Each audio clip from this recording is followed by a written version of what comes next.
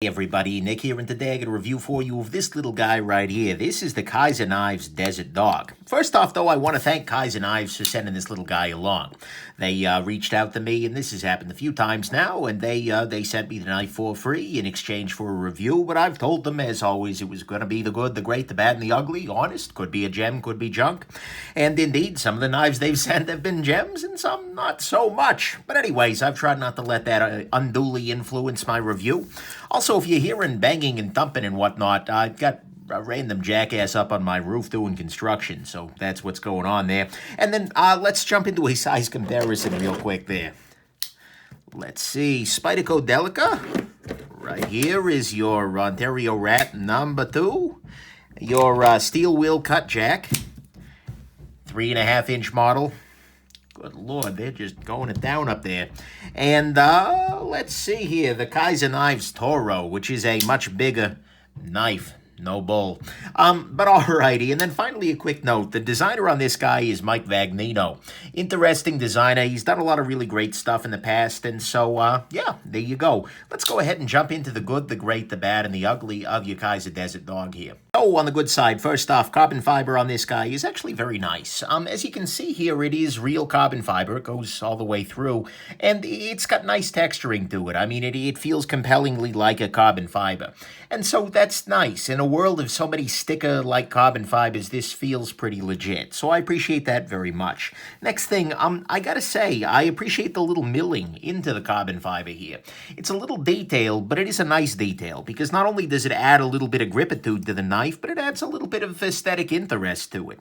This knife without the milling might not have been as interesting to me, at least. Next thing, the backspacer on this guy is not carbon fiber, but is G10. But the thing is, this backspace is kind of great, because as you have this in your pocket here, hanging out, as you slide by, you'll just hit this very smooth surface on the back, this backspacer. And because of this nice smooth contour here, this was actually kind of a pleasure to have at the top of the pocket. You just slide right by it, no problem. There's no grabbing, there's no, holes or anything like that. It's just, it is a nice smooth surface there. So that's nice. Next thing, the blade on this guy is pretty good. It is S35VN. You have a pretty reasonable stock thickness. It's a little bit thicker than like your Delica or something, but it's not completely and totally absurd in terms of stock thickness like on your Toro here. It does cut reasonably well due to the way that it's ground. And although the recurve we'll come back to a little bit later, it does offer you a nice usable front edge. And for me at least, I find this kind of cut actually reasonably common. Whether it's removing adhesive, popping up under, like foam tape or something like that. For me, at least, this kind of a front edge that's front-facing tends to actually be pretty useful. And so in addition to helping with the slicing of things like rope, the recurve does help there a little bit. It's a double-edged sword, absolutely, but I don't mind the blade on this guy. This was a-okay for everyday carry. Next thing, the balance on this is actually very nicely done. It has a good balance, and overall the ergos are pretty good. There's one exception, this ramp that we'll talk about later, but it feels pretty decent in my relatively small hands. Although I can imagine if you had bigger hands than mine, this might start to be a little bit of a struggle because it really does have, this tail coming up here. I fit perhaps a little bit uniquely well in this guy, so that's good. Next thing, the flipper on this guy is solid. It deploys very nicely. It is also a flickable knife if you are able to do that using this little chamfered hole here. And it is indeed chamfered, which I appreciate. And then finally, the clip on this guy is pretty good. There is something we'll talk about a little bit later. The sharp-eyed among you will spot that already. But the clip is, actually, it works very nicely. It's very springy. It has a nice ramp to it. And so this is a great clip to have in your pants, and it's also nice and long. So overall, to me at least, that's the good, is that you have a nice clip, a good flipper that also has a nice flickable action here. The ergonomics on it are very nice, at least for me. Good balance. Solid blade, with actually some minor advantages coming off of the recurve department there. Nice backspacer, and then the carbon fiber, at least to me, is pretty compelling. Let's talk about what's great here. To me, what's great about this knife, 100%, is that it is kind of outside the norm. Kizer tends to make very similar knives over and over again. I totally get it. If they're really good at making flipper frame locks, they're going to keep doing it. Just with different designs, variations. But the thing is, this feels a little bit outside of their norm. Because it has a weird blade shape. It has a different backspace, different materials. The carbon fiber, I haven't seen a whole lot of out of Kizer, which is nice. The handle shape on the whole, the the construction, the clip is different. I mean, every part of this knife really does feel like a very different knife coming out of Kizer. And when so many of the things can kind of blend together after a little while, this is just like, whoa, where the heck did that come from? And honestly, I appreciate that. There are so damn many knives out there these days, and so many of them look so similar to one another that this is neat. This is fun. This is a little bit outside the norm, and so it's got a real degree of both novelty as well as just diversity that I appreciate very much. So to me, that's what's great, is that this is thinking outside the box. Let's talk about what's bad. On the bad side, first off, the recurve. Look, recurve blades, I appreciate that they've gone for it. This is really recurved. Like, there is no question as to whether they're trying to make a recurve here. No, it's just, it's out there. But the thing is, recurve blades have complications. They're harder to strop, for instance, using a paddle strop. You might want to use a belt-style strop instead for this guy. And sharpening them requires either the use of a dedicated recurve stone or some sort of a sharp maker-like system with rods. And, you know, overall, there is some cutting tasks they're just not well suited to. If you're cutting on a cutting board with this, you're going to have a really bad time because, well, it just comes right down. And so, you know, the recurve is something you need to think long and hard about whether that's going to work well in your life. Works okay for me. Not great, but okay. And so, something to keep in mind. Next thing, this is a little bit of a chubby bunny. Let's be real here. It is thick. Let's see here. Comparing to the PM2, which is also a pretty thick knife, this guy is thicker. And that's just a result of having a relatively thick blade stock, full liners, as well as a layer of contoured carbon fiber on the top of it. Maybe I didn't highlight that, but the carbon fiber is, in fact, a little bit domed. It's contoured. So there you go. Next thing, this does not have a lanyard hole, unless you want to count this one, and you probably don't want to count that one, because it won't work so well. But anyways, this knife doesn't have a lanyard hole. That's A-okay to me. I don't use a lanyard, but if you do use a lanyard, you're not going to be in love with that little aspect of things.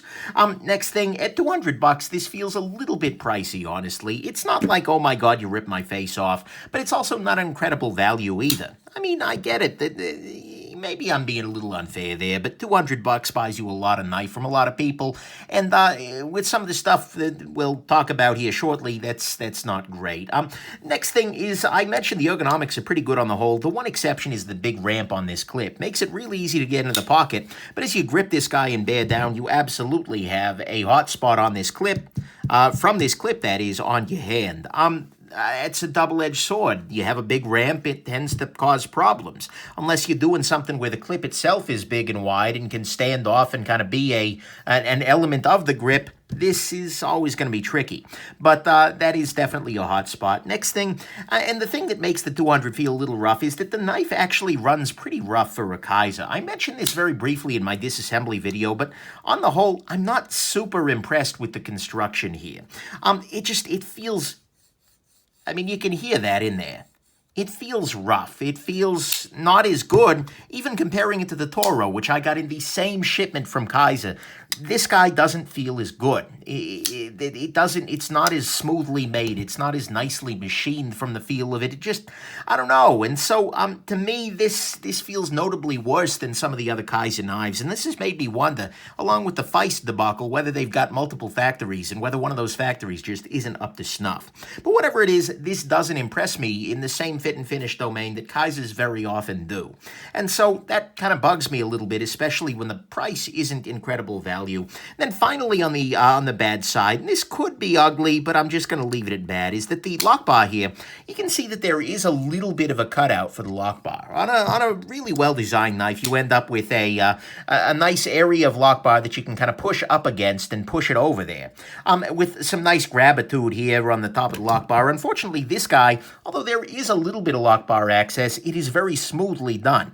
And so practically speaking, what I end up doing to close this knife is just jamming my thumb in there. And the problem is that when I jam my thumb in there, my thumb goes to both sides of this, and then it just pinches on my thumb. So every time I open this knife, I usually end up pinching my thumb. It's not a huge problem, but it's also not great either. Pardon me. So I would really appreciate either a little bit more milling down here to get to the lock bar more easily, or a little bit less smoothness here so I could push the lock bar over without my finger sliding across and going to the other side. So, to me at least, that's the bad, is that the lock bar access isn't super satisfying.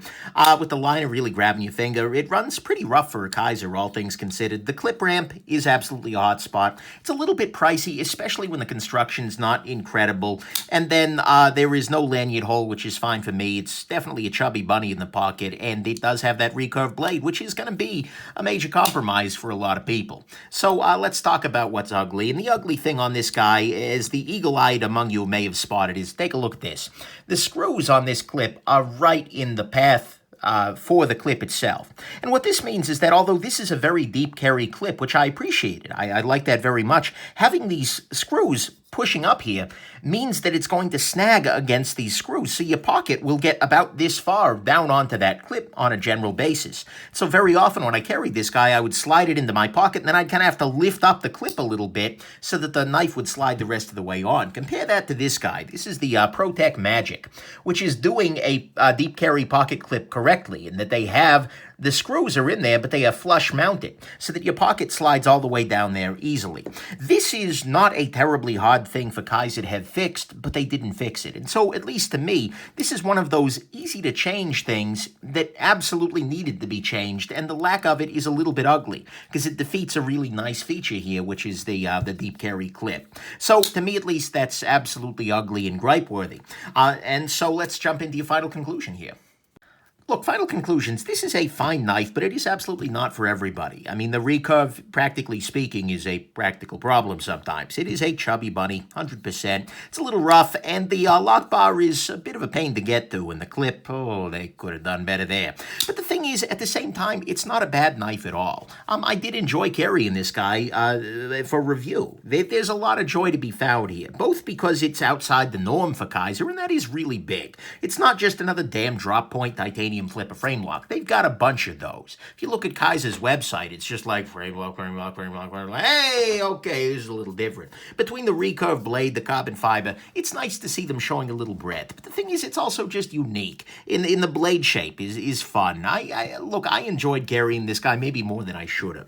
And so I'm not going to sit here and recommend it to everybody. It's not like, oh my God, shining freaking gem, go out and buy one. But the thing is, if you're liking what they're putting down here and you're willing to put up with a little bit of fit and finish issue, as well as the price that's not feeling like a crazy value, mostly you'd be doing that because of the aesthetics. And that's really what this comes down to, is the taste. Because if the Desert Dog is kind of barking up the tree of your particular taste in knives, then honestly, I think you should go on ahead and let it climb the tree, because it's a desert dog, but there aren't trees in the desert. Guys, this metaphor just went off the rails there.